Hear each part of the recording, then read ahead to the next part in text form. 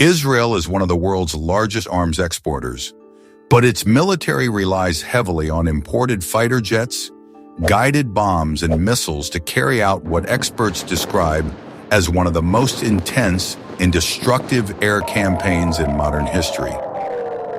Campaign groups and some politicians among Israel's Western allies that they can use to continue the disgraceful and disgusting bombing of starving people in Gaza say arms exports should be halted because they say Israel has failed to do enough to protect civilian lives and ensure humanitarian aid reaches them. The UK said it had suspended around 30 military equipment export licenses to Israel for use in military operations in Gaza after reviewing Israel's compliance with international humanitarian law. This graph shows what Britain has been supplying in recent years. It shows the value of approved licenses. UK arms exports to Israel are relatively small compared to Israel's total exports.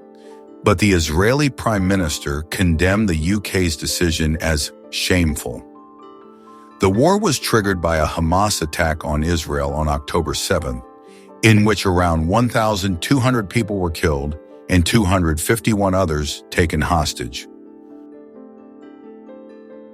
More than 40,000 people have been killed in Gaza since then, according to the Hamas-run health ministry in the territory.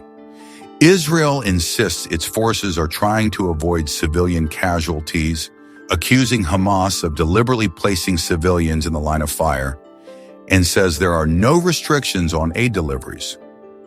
The United States is Israel's largest arms supplier, having helped the country build one of the most technologically advanced militaries in the world. According to the Stockholm International Peace Research Institute, SIPRI, the United States accounted for 69% of Israel's main conventional arms imports between 2019 and 2023. The United States provides Israel with $3.8 billion in military aid annually under a 10-year agreement aimed at enabling its ally to maintain what it calls a qualitative military edge over its neighbors.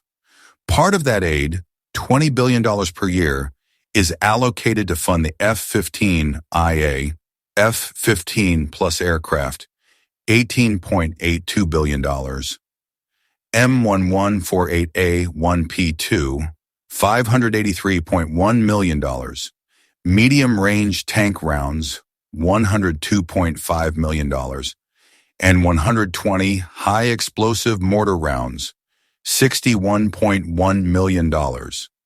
1 million developed jointly.